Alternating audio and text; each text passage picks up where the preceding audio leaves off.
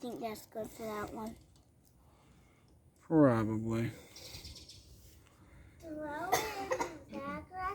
Try to keep your wrench straight. Don't let it get crooked. Just be careful if they're not leaning out of your face. Point down the grass. Test if they're good because I don't know if they're tight enough. Alright, here you film. We should do that. It's already filming. Turn it sideways so you can get some more leverage on it. Later, we'll need to put some lock washers on there so these screws don't vibrate out.